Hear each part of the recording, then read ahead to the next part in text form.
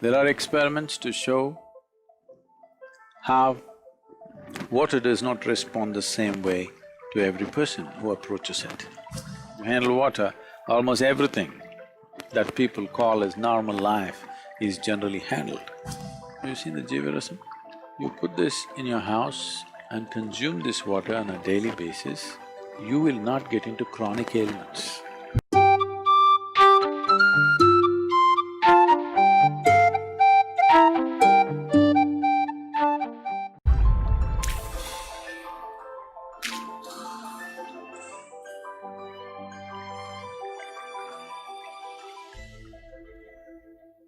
Water,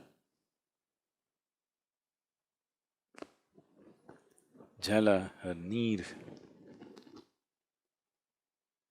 rachamanyam, as it's known in Sanskrit language.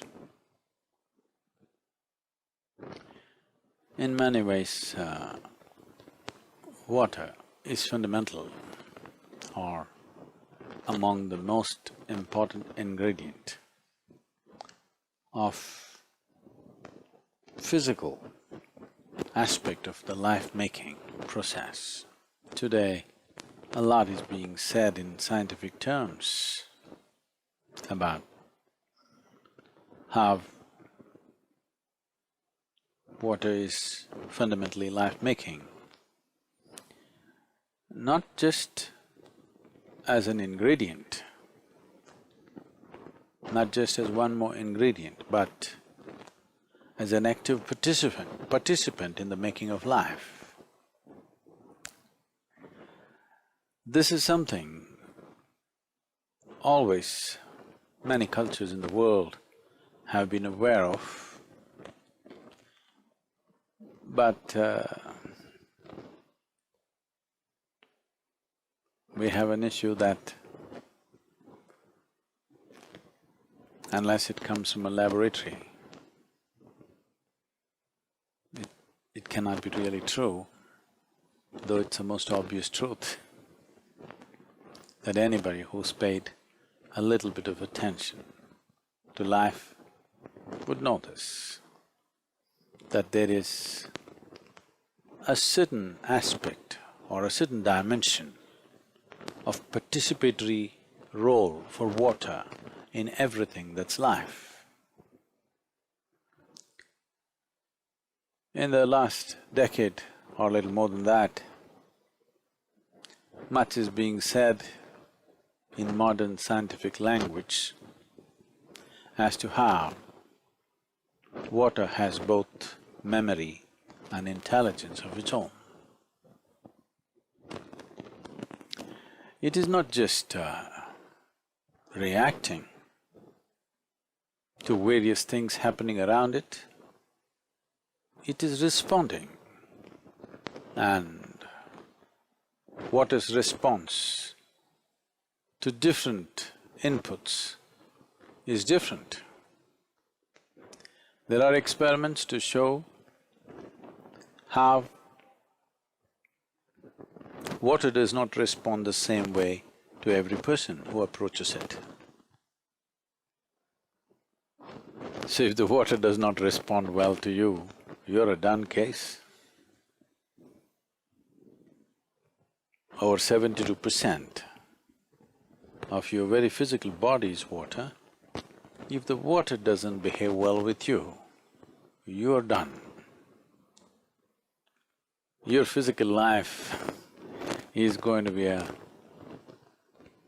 horror story in so many ways. You can be vaccinated for every disease there is and there isn't, but your physical life is going to be a horror story because water does not respond well to you. Why wouldn't water respond well to you?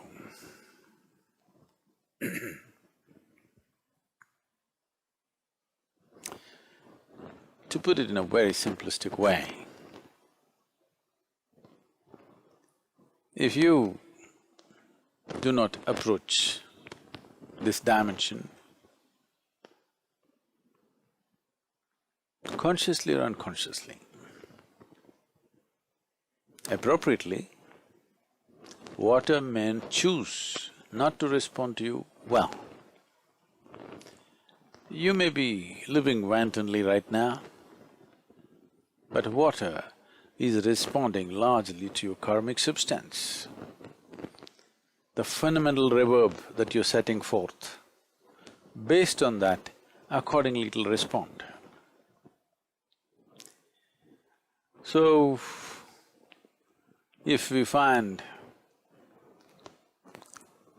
that somebody has this issue of the very water, which is nearly 2/3 of our body, or more than 2/3 of our body, nearly 3/4 of our body,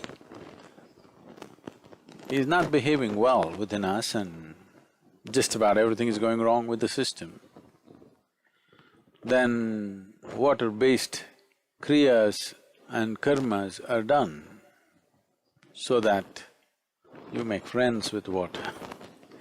Because if you're not friends with food, you can still manage, it's only 12%. But if you're not friends with water, physical life is going to be a horror story. So to keep this relationship between the water that's around us and the water that's within us and the water that has to come into us today, to keep a good relationship, to keep that kind of relationship, that even if it's dirty water, once it enters you, it'll dance in joy. If you keep your situation like that, physical health, your physical life on all levels is well taken care of.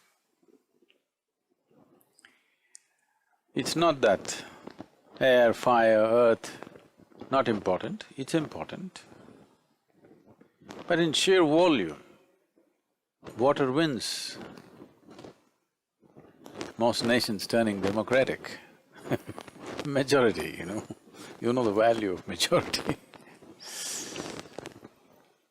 And among the ingredients, leaving the Akash, which is of a completely different nature, among the four, water has a more active role, more participatory role compared to the other elements. What does this mean in our day-to-day life? What does this mean in our process of creating health, well-being, intelligence, agility, and the spiritual possibility? What does it mean? What it means is, you can either float on the water or you can drown. That's what it means. The same water can take you places. The same water can drown you. So, the dimension of water, much has been said in recent times, and we know that we can change the molecular composition of water with any kind of reverb or vibration. The way the water structures itself, the way the molecular structure changes so rapidly, and water has almost like how human body has cells. Water has its own cellular structure, and this cellular structure can change with even smallest inputs of vibration. Vibration can come in the form of touch, in the form of thought, emotion, a look, or an utterance of a sound, a mantra. or just the presence, or if one is meditative, it's a known thing.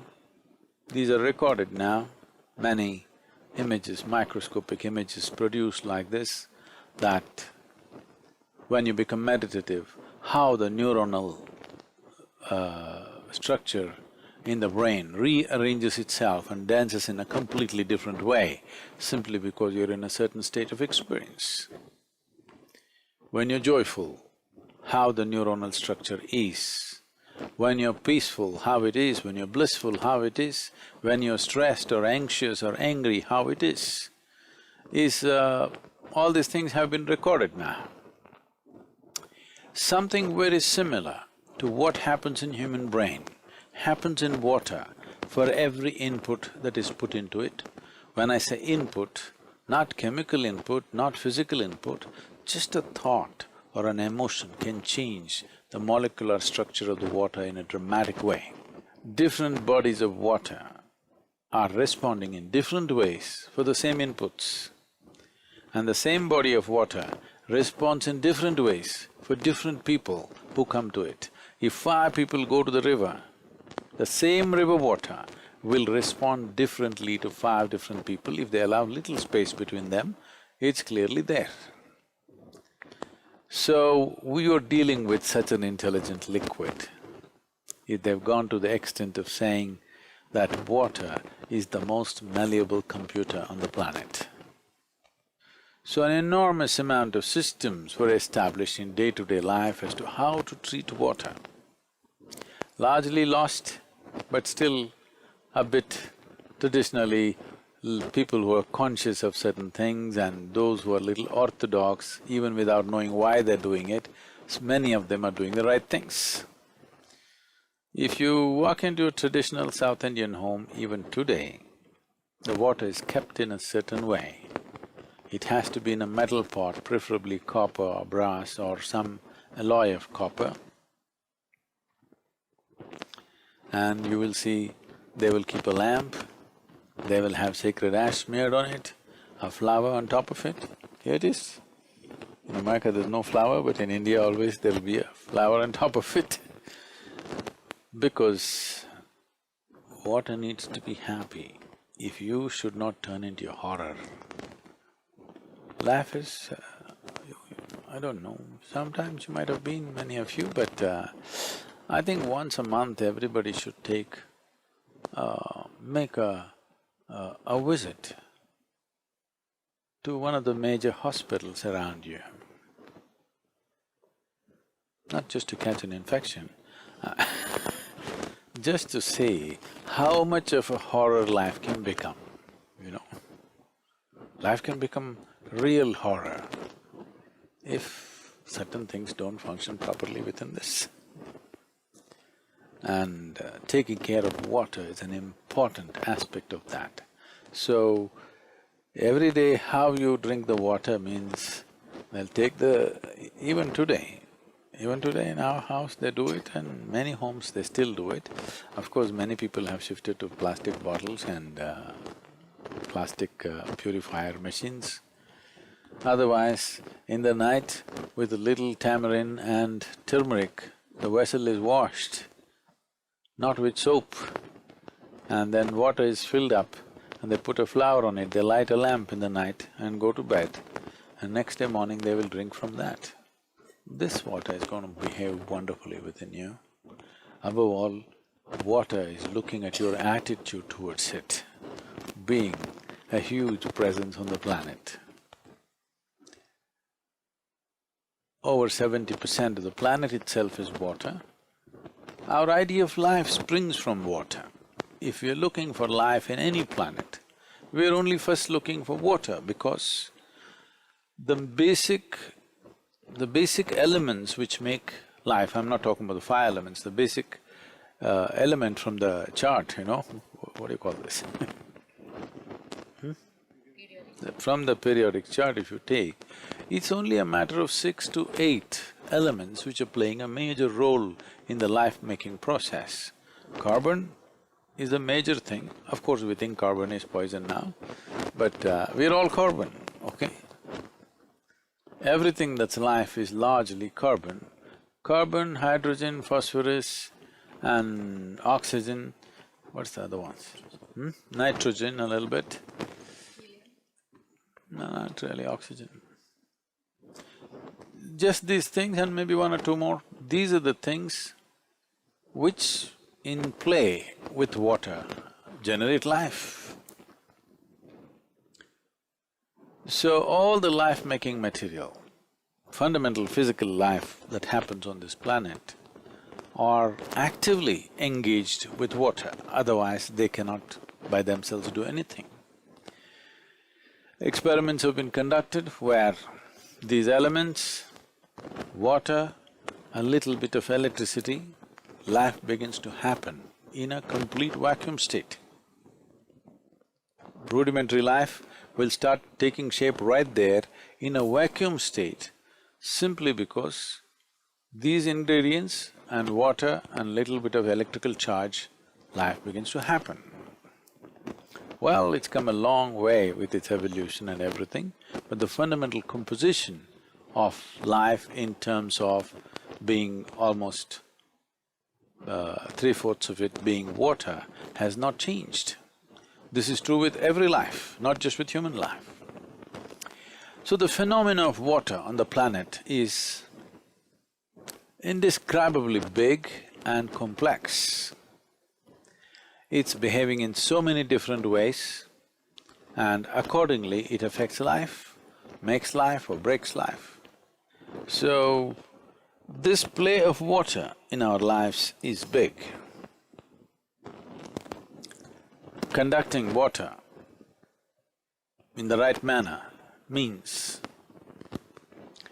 largely you've handled your physical life well, largely. The rest of it, very simple, if water is good, earth will be good. Taking charge of air is very simple. So if you just learn a few things, you can take charge of the air as to how it should behave. Mastering fire is a different nature, but it's 4%. With 96% you can manage life. Because you're not… most people are not aspiring to take their life, to tweak it to the highest pitch. They're okay if they don't get into trouble. But that, you don't need 96%. You can easily manage with 60%. You can do pretty good. You can be successful, you can earn a living, you can produce 2 children and send them to the university. All this you can do with 50–60%. The problem only arises when you want to be like a racing machine. You want to be on the edge between physical and non-physical, then you need to gather all your 100%. Otherwise, it doesn't really matter. So I'm saying if you handle water, almost everything that people call as normal life is generally handled. The agility of the body, the agility of your intelligence largely depends on water. As you know, water is the only substance found on this planet which is found in all the 3 states naturally. Solid, liquid and gaseous or vaporous state. But a certain arrangement of its molecules, which is these days being referred as structured water, is almost being recognized as the 4th state of water because the cellular structure or the molecular structure within the water are arranged in a crystalline form. Because of this, a structured water is being referred to today as the 4th state of water. There are various ways to do this. One aspect of it is implosion. I don't know if you've ever done this, but you could do this. Our waterfall is not high enough, it doesn't have the volume. I'm sure if you try the Niagara, it will be so, but don't try it there. Some other waterfall which is at least a minimum 20–25 feet and there's substantial volume falling. You go feel the water up there before it falls, how it feels, drink it, feel it. Then come down, immediately after the waterfall, just take the water and feel it. you will see the water is silky. It's almost like, it's like silk threads. You feel like that. If you pull it out, it's almost coming like that in your experience. Not that water has become thread, but it feels like that. Because of the sheer force, a certain natural amount of implosion is happening. Because of this, the molecular structure is rearranging itself in such a way that it becomes far more conducive for life. Today, they have created implosion machines. Some inventor in UK has patented this, and this is being used in agriculture now. If you implode the water, just by a certain way of churning it, creating a centrifugal force which turns inward rather than going outward. You must understand all energy on the planet is released. Today, all modern technology happens because of explosion. When I say explosion, don't just think of a big bomb exploding. If you start the car, what's happening in the engine is explosions. Continuously, something is exploding. So almost everything that we do in the name of technology, all machines that we built are releasing energy by explosion. Wherever there is explosion, there is a tremendous waste of energy because once it explodes, you cannot control. See, right now, you run your car, then you go and touch the bonnet, you don't get to touch the engine. If you touch it, your hands will burn out. If you just touch the bonnet or even go near it, it's so hot. All this energy is just going out. Only a part of the energy you can trap it and convert it into kinetic energy, rest of it is all dissipating into the air in the form of heat. Thermal energy is going waste. Every machine that you run on this planet is generating heat, not because we need it, simply because we don't know how to make use of it. So that is happening with everything that we do. Implosion is a different way of generating energy. You can say, yoga is implosive, cool but hot. Very cool but burning inside.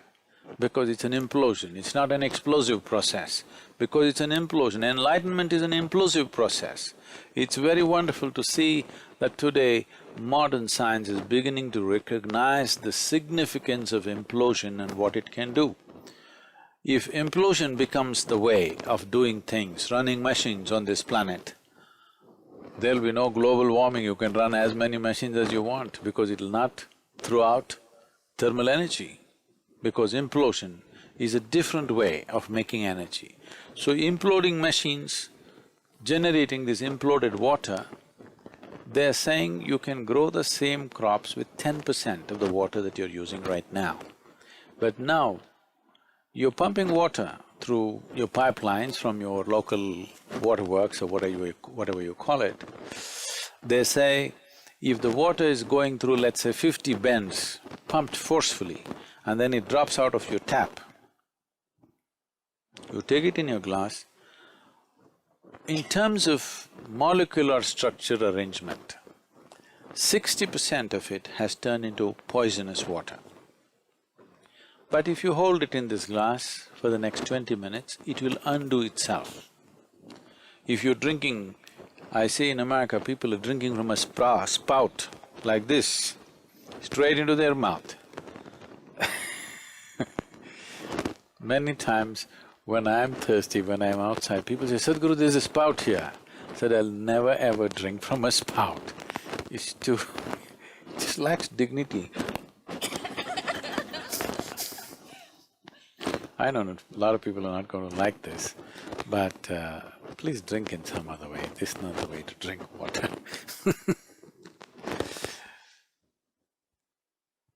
In the East, always, the best way to drink water is with your own hands, not even in a tumbler.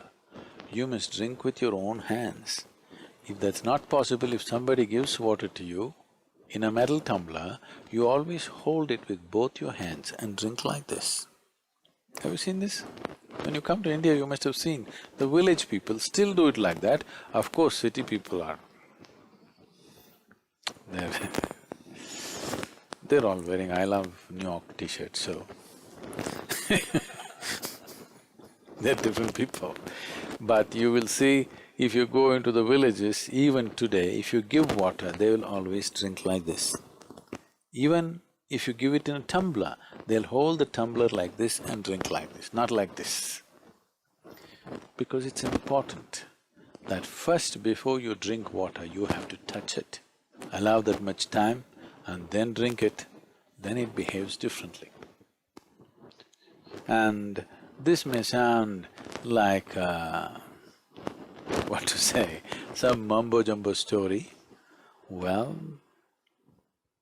some people come to senses only after suffering comes.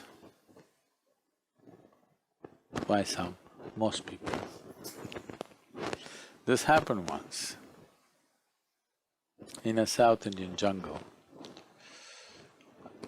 A lion was really feeling a little, the king of the jungle. So he was just swaggering around like that. He saw a little rabbit, pop, he caught him. "Who is the king of the jungle?" he asked. You don't know whether you're a snack today? Said, you, my master, only you, who else can be? Let him go, okay, magnanimous today. And then a fox was going, pop, he caught the fox. "Who is the king of the jungle?" You know a fox, what he will say. He said all those things with extra attachments. Then he was feeling really full, and with a big swagger he came. There was a big clearing in the forest.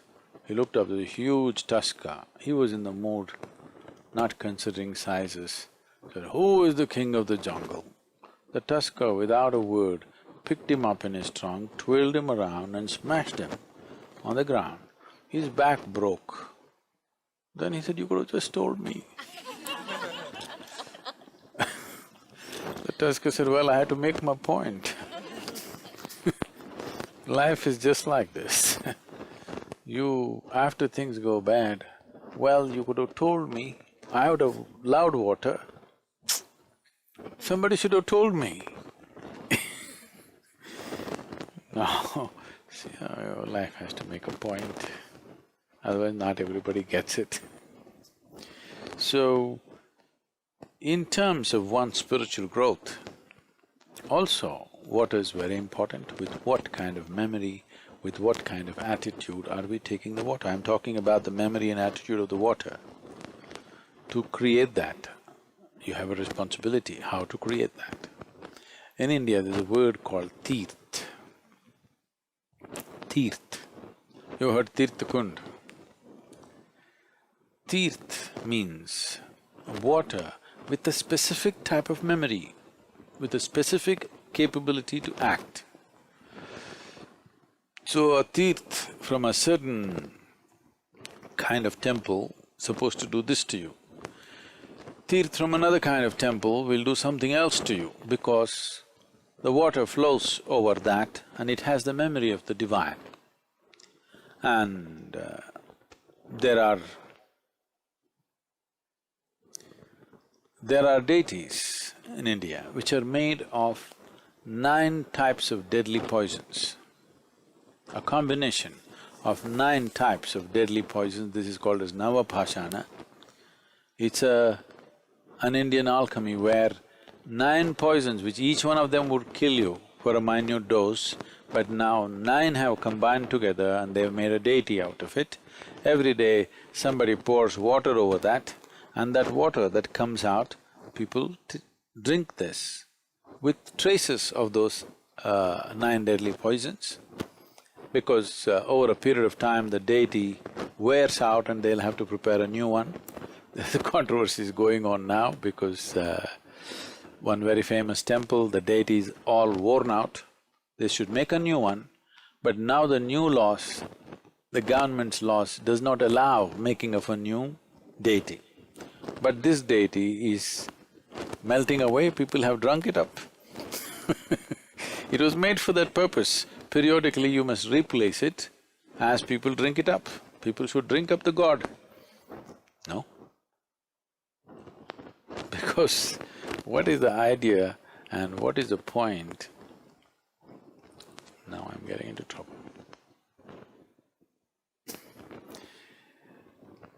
We want to drink the gods, we want to eat them up so that they become part of every cell of our body and happen in a certain way.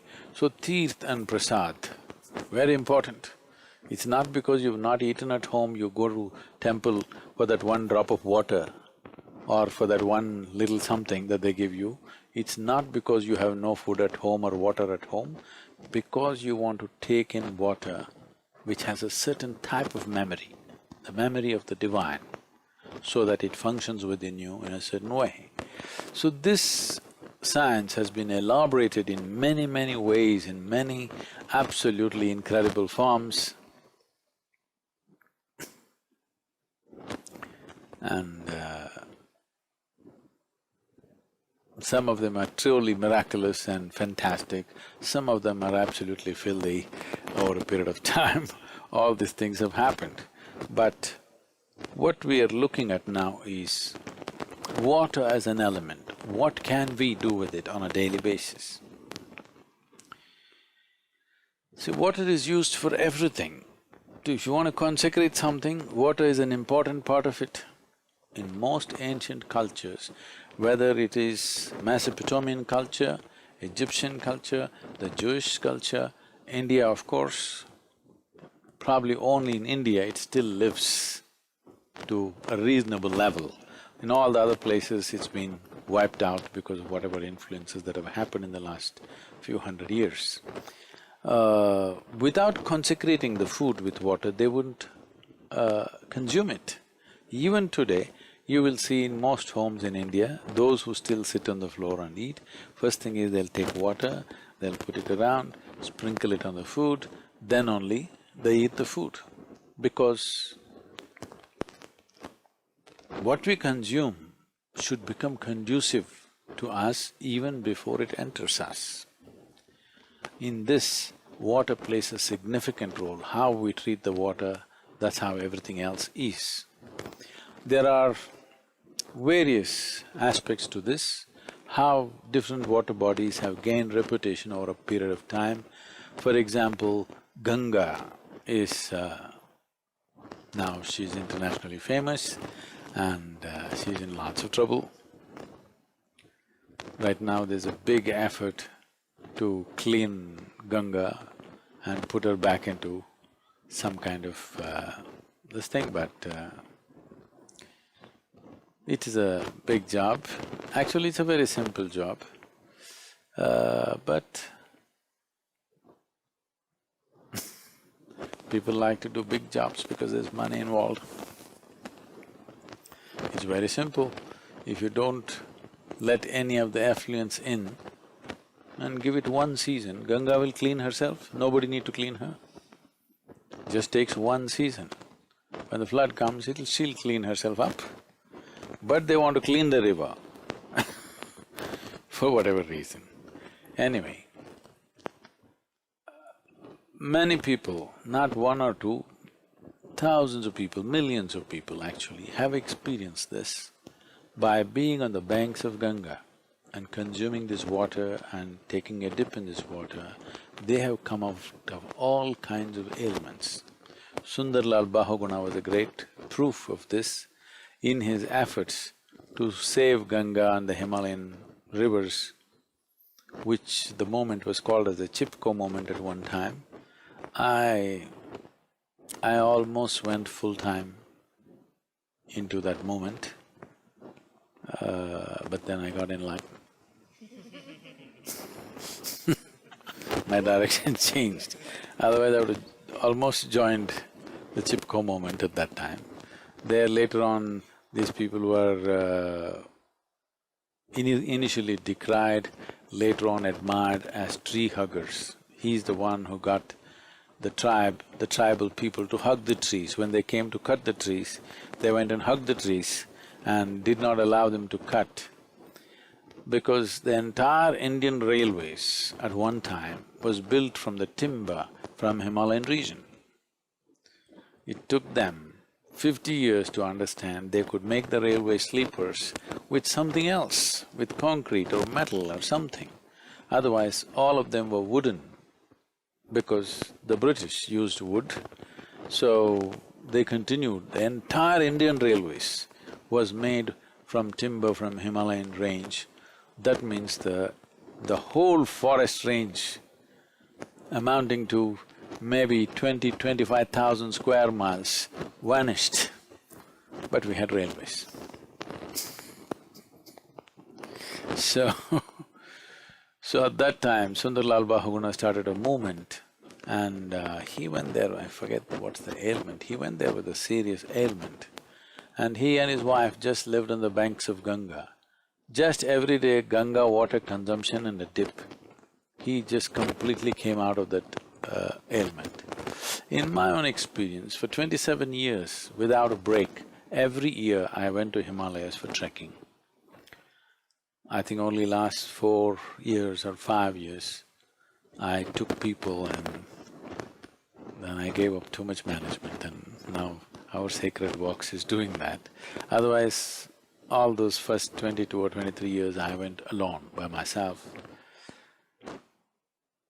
Many days, just drinking 2 to 3 times Ganga water, no food, nothing. I just trekked every day in the mountains, 18-20 kilometers a day. No food, I was just fine, fully charged up, just drinking this water. Distinctly different, especially beyond Gangotri, if you go and drink the Bhagirathi water, you see it just fires you up. Just 2 handfuls of water, you're done for the day. You're fully on. It just charges you up in such a big way. And even today, this is the only segment of the river which is not going through a turbine. Right now, the Ganga water that comes downstream into the plains has already gone through 3 or 4 turbines, they're generating electricity from this. They could have spared this one river because in many ways it is the very consciousness of India it is symbolically consciousness of India, and above all, the river had very special qualities. This is something that rudimentary idea is H2O is H2O. Wherever you take it, it's same H2O. You're only looking at the physical, chemical properties. There are other dimensions to life. Now science is trying to touch other aspects. After having, leveled out everything, now you're trying to build a mountain from the level land. It's a tough job. And your mountains may collapse very easily because they're built by you.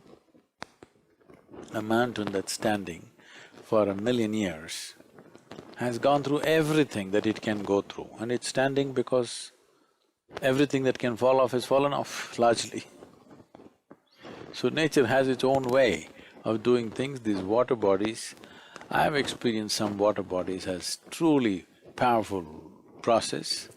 It's from my experience of certain natural water bodies which were like, one, you just get into this water, you're like sparkling. Because of that experience, we decided to set up the Chandrakund and Suryakund in the ashram. I thought people should have some experience of water, what water does to you. And today, I think there are tens and thousands of people who know the well-being of being in charged water, what it means, how water behaves very differently. Many of you who've been in the Chandrakund or the Suryakund have experienced the excessive buoyancy of the water. You can check the pH factor, it is just normal. It is not like seawater, it's not Dead Sea where you can walk upon it and whatever. This is just regular water, but you can feel the body becomes far more buoyant in that water simply because of the sheer energy, because of the molecular arrangement. has changed so dramatically because of the reverberation which is constantly on. We can create this in our own homes. I'm internationally acceptable way of making a jivarasam. Have you seen the jivarasam? So I'm designing and making a jivarasam which will be internationally acceptable. Right now, what we're making in India is a very powerful jivarasam, but there is a fetish in the world about certain substances. So we are making another kind of jivarasam, a copper pot, a jivarasam, a lamp on top of it. If you can put a flower or a leaf on it, it's fine. You put this in your house and consume this water on a daily basis. Most probably, it's not like a guarantee because there's so many other influences, but largely I would say, you will not get into chronic ailments. You have to catch a bug, that's different. But largely you will be free from body-generating ailments. Your attitude towards the entire thing, not seeing it as a commodity, but seeing it, water is bigger than your mother, yes or no? Hello? You don't like it? Water is bigger than your God, yes or no?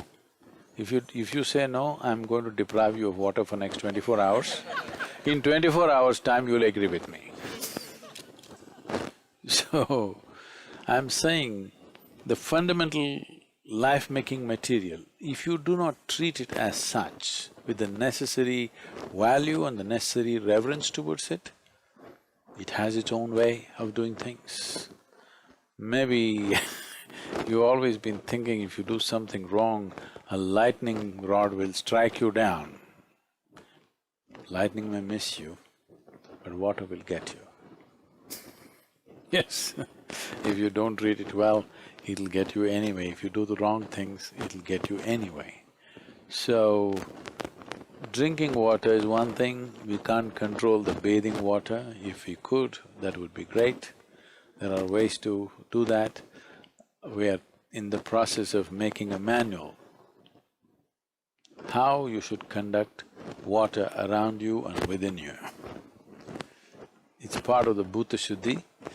The practices are too complex and sophisticated to be taught to larger public, it'll take a certain effort. Simple practices can be taught. In the 21-day Hatha Yoga, we're teaching the Bhuta Shuddhi practice. Otherwise, there is Panchabhuta Aradhana, where you can just experience some well-being through a ritual that happens. But understanding a few simple facts as to how you should deal with it, what's around you and what's within you. These two dimensions of water, you have relationship with not just this, what is around you also you have a relationship with this. And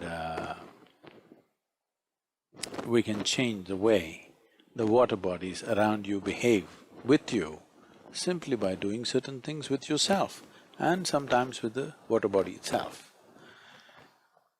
We want this to become common knowledge as it used to be at one time. If you've not made yourself sensitive enough to know, at least you must have information. It's not the same thing. If you could feel it, it would be the best way to do it. Subscribe to our YouTube channel and press the bell icon to get the latest updates.